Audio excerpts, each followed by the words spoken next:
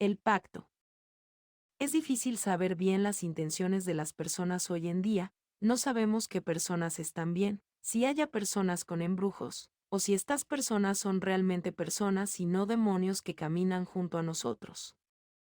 Siempre he sido sensible a las energías, desde que era muy niño, a veces por un lado de las personas, y me dan escalofríos. Mi abuela, que era bruja, me explicó que este fenómeno me ocurría, gracias a que yo había heredado su don y cada vez que sentía esto, era porque esa persona cargaba algo consigo, ya fuera una maldición o si la persona me causaba repulsión, era muy probable que se dedicara a la brujería y magia negra. Hace un tiempo fui testigo de una historia tan increíble como oscura, que desde hace tiempo sentía miedo de transcribirla, pues los hechos están íntimamente relacionados con el diablo, y ese ser, una vez que le ha echado el ojo a un alma, suele atormentarla en busca de su luz. Hace algunos años, me reencontré con un amigo de la infancia. No sé cuánto tiempo tendría sin verlo, pues inmediatamente que se casó, migró a los Estados Unidos. Desgraciadamente, no tuvo suerte, ni en el trabajo, ni en su matrimonio. Aunque no lo admitió, yo presentía que estaba en depresión. Sabía que él era dado a los excesos, le gustaba emborracharse hasta perder la razón, incluso supe de un par de veces que le entró a las drogas.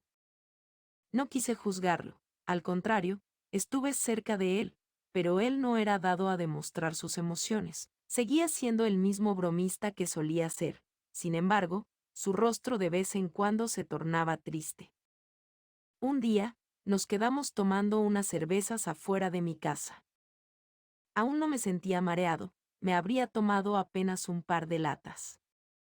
Sin que supiéramos de dónde, apareció un hombre alto, alrededor de 1,85 m, llevaba un traje azul marino brillante, con un sombrero, tenía la piel muy blanca. No recuerdo cómo era su cara. Nos saludó de mano y como si nos conociera a la perfección, nos sacó plática. Su manera de hablar era muy educada, parecía un hombre de mucha cultura. Comenzó a hablar de temas que a mí me interesan muchísimo. Le ofrecimos una cerveza, pero él la rechazó educadamente. En eso salió mi abuela de mi casa, me llamó de un grito. Mi abuela no quiso salir del enrejado en la entrada de la casa. Me acerqué a ella y de inmediato me indicó en voz baja que me metiera a la casa. Renegando, le dije que no me metería, no obstante, mi abuelo insistió en que me metiera de inmediato. Noté rara a mi abuela, no me hablaba en tono de regaño o enojo, sino que se veía asustada. En eso me giré para despedirme de Carlos. Entonces noté que el hombre del traje azul ya no estaba junto a él. Volteé a ver a mi abuela, que con la pura mirada me decía, te lo dije. Me acerqué a Carlos y le pregunté que a dónde se había ido el sujeto. Él me respondió que no sabía, que cuando volteó a saludar a mi abuela, el hombre desapareció, pero que antes de irse le dijo su nombre.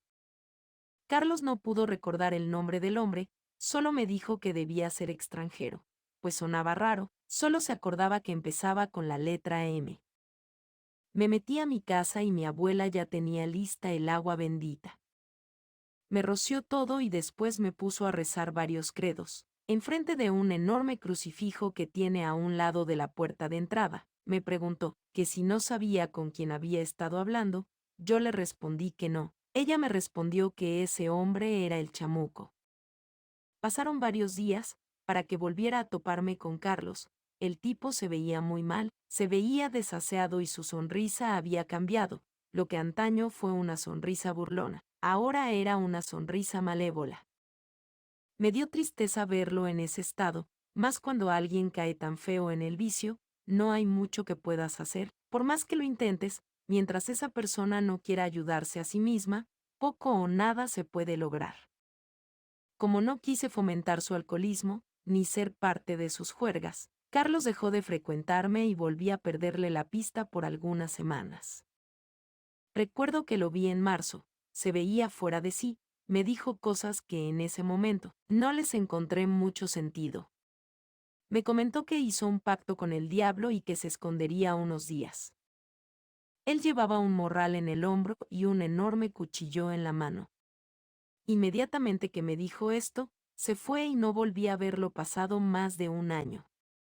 No entendía lo que me decía. Yo sabía que él no era de ese tipo de personas que creen en la brujería. Cuando me dijo que vendió su alma, creí que había hecho algo muy malo, como acuchillar a alguien, mas no le vi ninguna mancha de sangre, ni en la ropa ni en el cuchillo. Me olvidé de Carlos, aunque no lo aceptemos, las personas solemos ser un poco desapegadas de otras, amigos se van, nuevos amigos vienen y yo me entretuve en otras cosas. Entré a la Facultad de Leyes, en la Universidad de Guadalajara. Un año después de que me gradué, me casé. Un día, llegó a mi despacho Carlos. Juro por Dios, que ese hombre no era el mismo que fue mi amigo, se veía muy cambiado, en todo sentido. Sus ojos se veían sin ningún brillo, llevaba la barba mal afeitada, se veía muy desaseado, parecía un envase vacío. Él me dijo que si tenía tiempo de escucharlo, le dije que podía una hora libre si así lo quería y que si necesitaba ayuda, con gusto haría aquello que estuviera dentro de mis posibilidades. Me dijo que lo único que necesitaba era que lo escuchara. Me quedé en silencio y escuché su historia. Comenzó recordándome a aquel hombre del traje azul, según eso, después de aquella vez que lo vimos, lo volvió a encontrar, el hombre le dijo, que sabía muy bien cómo se sentía Carlos. Le dio una tarjeta, que me enseñó, mientras me platicaba. Venía un teléfono, con el nombre de organización parecida a esas, donde ofrecen ayuda a adictos, solo que en lugar de traer grabados símbolos cristianos, llevaba algunos símbolos un poco raros. Carlos continuó diciéndome que llamó al número de la tarjeta, donde le agendaron una cita. Lo llevaron a una especie de retiro espiritual, donde me aseguró, fue testigo de los peores horrores que jamás vivió. No me quiso contar muchos detalles. Solo me dijo que en ese lugar no los ayudaban realmente, que al contrario, les ofrecían drogas y alcohol a cambio de participar en ciertas ceremonias. Algo así como una especie de misa negra, donde se reunían personas muy extrañas, de las que ahora dudaba si eran en verdad humanos. Se despertó la curiosidad en mí. Soy un católico fiel y de ninguna manera participaría en algún ritual de este tipo. Sin embargo, debo de aceptar que siempre he tenido cierto gusto por este tipo de historias, quizás por mi sexto sentido, o porque mi abuela me solía contar ese tipo de historias. Carlos no me quiso contar más allá, solo terminó la historia, diciéndome que le obligaron a hacer cosas horribles, pero que apenas tuvo oportunidad, se escapó. Corrió a la carretera y pidió un aventón. Cuando terminó su historia, me pidió ayuda, mencionó que acudía a mí, porque sabía que yo veía cosas que las demás personas no. Le dije que no entendía para qué me necesitaba, no me quiso decir exactamente qué necesitaba, solo me pidió que lo llevara a aquel lugar donde estuvo. Yo tengo un cliente en Arandas, por lo que se me facilitaba pasar un fin de semana allá. Se me hizo fácil acceder a la petición de Carlos, no tanto por ayudarlo, sino por saber en qué lugar se reunían aquellas personas, y también ver lo que hacían. Accedí a ayudarlo. Llamé a mi cliente, que amablemente me prestó una casita de campo. Mi esposa no pudo acompañarme. Ella es agente de seguros y tuvo viaje ese fin de semana. Agradezco a Dios que no me pudiera acompañar, sino, hubiera sido víctima de todo lo maligno que viví.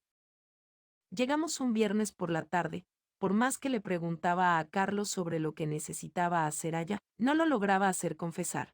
Solo me dijo que primero iríamos a visitar a un conocido suyo. El hombre vivía a las afueras del pueblo, era una persona normal, supuestamente se dedicaba a la siembra de agaves. Comimos en su casa, Carlos y él bebieron algo de alcohol. Después de comer, Carlos me dirigió por un sendero a las afueras de los plantíos de agave. Caminamos por una brecha, hasta salir a una planicie despejada, donde estaba un olmo enorme, con una mesa encarnada en sus raíces. El árbol estaba lleno de cruces volteadas y de otros símbolos rayados en su corteza. Carlos me indicó que la casa de donde escapó se encontraba cruzando un cerro. Me explicó que las personas que acudían a estos lugares no eran ni siquiera de aquí, mayormente eran extranjeros. Tras un largo y cansado camino, alcanzamos la propiedad de la que me habló. Parecía abandonada. Era un lugar enorme. Parecía una hacienda. Le pregunté a Carlos por qué quería regresar al lugar de donde había huido. Me dijo que supuestamente las personas que organizaban las misas negras abandonaron el lugar, pero que necesitaba verlo con sus propios ojos para recuperarse del trauma, aparte de que dejó su mochila con la única foto de su hija. Las palabras de Carlos me dejaron confundido, sentía que me mentía y quizás me ocultaba algo. Yo ni siquiera sabía que tenía una hija. No se veía ni un alma, no había autos, ni marcas de rueda en la brecha. Aún así, me sentía intranquilo. ¿Quién sabe con qué personas nos fuéramos a topar? Al acercarnos a la casa, pude darme cuenta que varios de los vidrios en las ventanas estaban llenas de grafiti y rotas. En otros sitios, las puertas fueron arrancadas. Caminamos alrededor de la casa hasta encontrar lo que Carlos decía era la cocina. Pudimos ver a través de la ventana que la mesa seguía allí, con muchos platillos servidos. Toda la comida hervía en gusanos. No sé cuánto tiempo llevarían allí los alimentos, pero, por su estado, creería que no más de una semana. Le dije a Carlos que no creía que el sitio estuviera completamente abandonado, entonces me dijo que esas comidas eran una especie de sacrificio, que las servían y no dejaban que nadie las tocara, en cambio las dejaban echarse a perder. Esto lo hacían como una burla hacia Dios. Carlos me indicó que entráramos. Yo realmente no quería entrar, sí sentía curiosidad, pero mi sexto sentido estaba alerta. Siempre que éste se me activa, siento como escalofríos. Aún así, seguía a Carlos. Mientras entraba a la casa, noté ciertas cicatrices horribles en su cuello, 2 de ellas aún no sanaban. Le pregunté que en dónde se las hizo, él me dijo que se cayó en unas zarzas silvestres. No le creí, las heridas eran demasiado profundas, como para haber sido producidas por unos arañazos. El cuarto de entrada estaba vacío, al igual que la fachada de la casa. Los grafitis decoraban sus enormes muros. En verdad me sorprende que alguna persona, aparte de nosotros, se haya atrevido a entrar a ese lugar y rayarlo. Hasta la fecha no sé de dónde salen grafiteros por todos lados. Vi un cuadro roto, encima de un arco, que daba acceso al resto de la casa. Carlos me explicó que antes, allí estaba una pintura dedicada al diablo, que no era aterradora, sino que representaba a un hombre de rasgos angelicales. Atravesamos el arco de entrada y nos recibió un olor asqueroso que no puedo explicar. No era como suele oler la basura o los cadáveres, era un aroma más parecido a azufre mezclado con alcohol. La siguiente sala estaba adornada solo por un par de sillones destrozados. Todo estaba cubierto de excrementos y latas de cerveza. No soportaba el olor, sentía muchas ganas de vomitar. Le dije a Carlos que mejor nos fuéramos, pero me ignoró y caminó rápido, al final de la sala, hasta llegar a unas escaleras. Al fondo estaba la cocina, al lado la entrada a una habitación vacía y del otro lado salías a un patio. Carlos corrió en dirección al patio. Lo seguí, pero se me perdió de vista rápidamente. Cruzando el patio, todo parecía un maldito laberinto, pues tenía muchas habitaciones y puertas interpuestas. No tardé en perderme.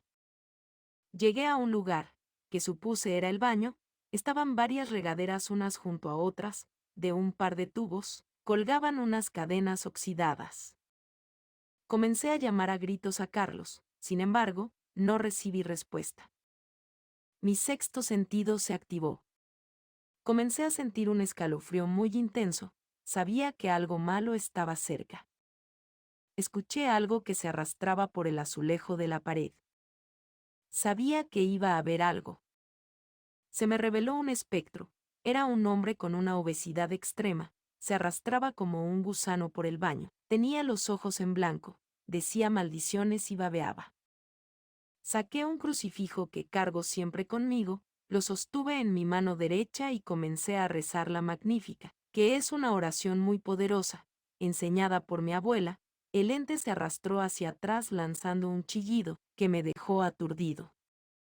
Hasta la fecha no conozco una oración más poderosa. Sin embargo, nada me preparó para lo que estaba a punto de ver.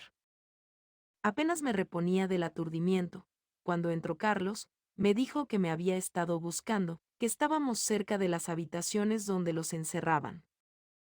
Se veía muy nervioso, tanto, que las manos le temblaban y se tropezaba al caminar. Le dije que el lugar estaba habitado por seres de oscuridad y que lo mejor era irnos de inmediato. Él me respondió que solo era cuestión de bajar a donde estaban las habitaciones, que estaba seguro de encontrar la foto de su hija en donde la escondió. Me llevó a través del laberinto de pasillos, hasta llegar a unas escaleras. Carlos me dijo que allí era donde dormían, me indicó que entrara, pero dejé que él fuera primero, ya desconfiaba de él.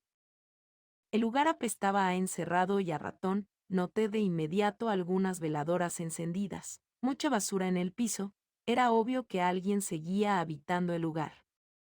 En el lugar había varias literas triples, con varios lazos amarrados, en el piso encontré algunos rosarios. Carlos movió una litera y enseguida, se puso a retirar un ladrillo del muro.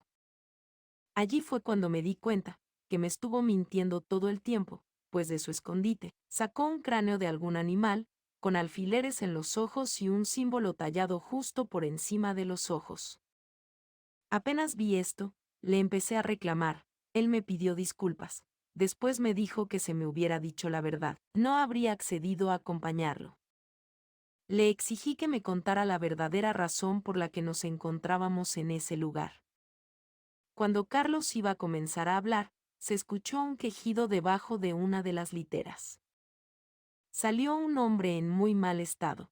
Tenía la piel pegada a los huesos y estaba muy sucio. Se puso en pie rápidamente y se dirigió contra mí, ni siquiera pude esquivarlo, cuando me encajó un picahielos en un costado.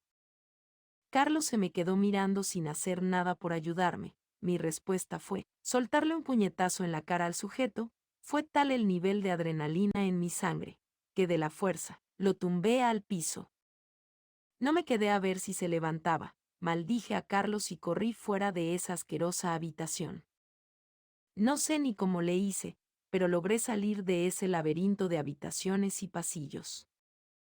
Me ardía la herida, no me quería revisar, pues sabía que en cuanto viera el daño, el dolor se desencadenaría en mi cuerpo. No tardó en alcanzarme Carlos, me gritaba que lo esperara, yo lo ignoré y seguí caminando. Iba llegando justo a la primera habitación, cuando Carlos me jaloneó la camisa, me giré en dirección hacia él, para exigirle que me dejara en paz. Tenía una mirada horrible, parecía fuera de sí, llevaba también un picahielos. Comenzó a decirme que no tenía otra opción, que era él o yo. Yo le advertí que si se me acercaba lo mataría a golpes. En eso, apareció una mosca de un tamaño poco común y se interpuso entre ambos. El semblante de Carlos cambió, ahora se veía aterrado.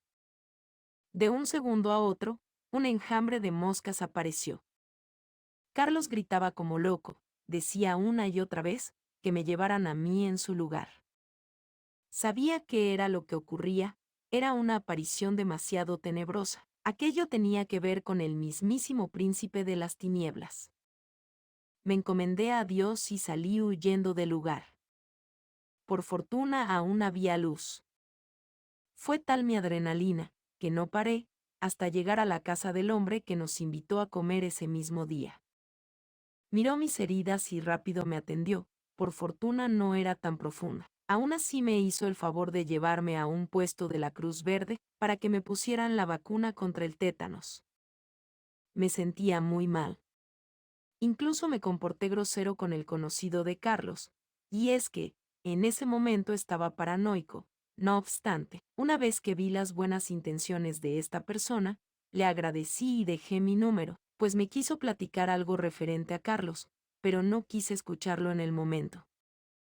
Le di mi número y le pedí que me llamara en la semana. pues pensaba darle algo de dinero en agradecimiento por haberme atendido.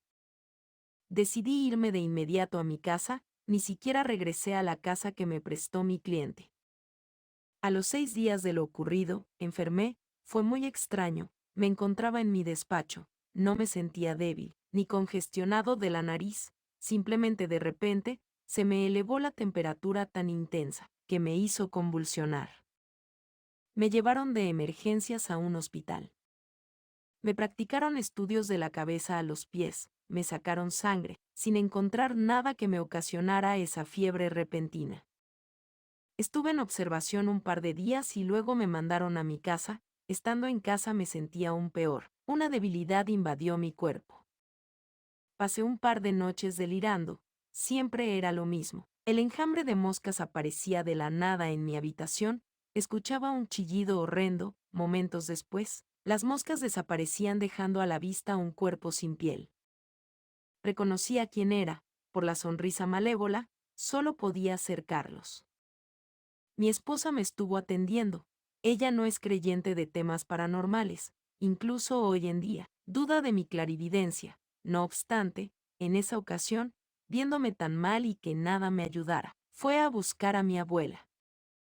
Mi abuela llegó acompañada de un sacerdote que es amigo de la familia. Entre los dos realizaron una especie de exorcismo.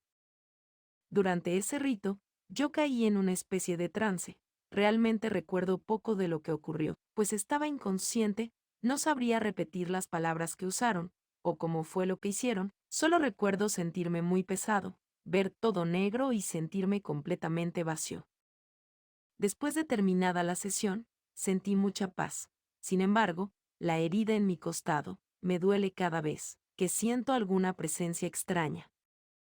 Lejos de ver este dolor como algo negativo, lo siento como algo útil, sobre todo cuando me quiero alejar de los espíritus malignos. Pasó el tiempo, ya no supe nada de Carlos y comenzaba a olvidarme de ese terrible acontecimiento, cuando recibí una llamada. Era el hombre que me llevó a la Cruz Verde aquella ocasión, me preguntó por Carlos, que si no lo había vuelto a ver, le dije que no y que en verdad no sentía nada de ganas de encontrármelo. Me contó que él tampoco lo volvió a ver, pero que meses antes de esa visita, había visto a Carlos una noche de marzo junto a otra persona, practicando brujería debajo de un olmo junto a su finca. Él y varias personas pensaban que Carlos tenía pacto con el diablo. No soporté escuchar esas palabras, yo sabía muy bien que era un hecho. Le conté lo que atestigué a este hombre en el teléfono, después él me dijo que era muy posible que Carlos quisiera entregarme en su lugar, y que esa casona al final de la brecha perteneció a un extranjero que casi nunca asistía, que él lo habría visto en escasas ocasiones, pero que era un hombre algo raro. Vestía de manera extravagante y siempre iba acompañado de personas en situación de calle. Antes de colgar, le ofrecí algo de dinero por haberme ayudado esa vez, sin embargo, no quiso aceptar nada. No quiero ni imaginarme qué blasfemias realizarían en esa finca. Me quedan mis dudas acerca de la verdadera nacionalidad de ese hombre, quizás vendría del mismísimo infierno, quién sabe, espero y no regrese jamás.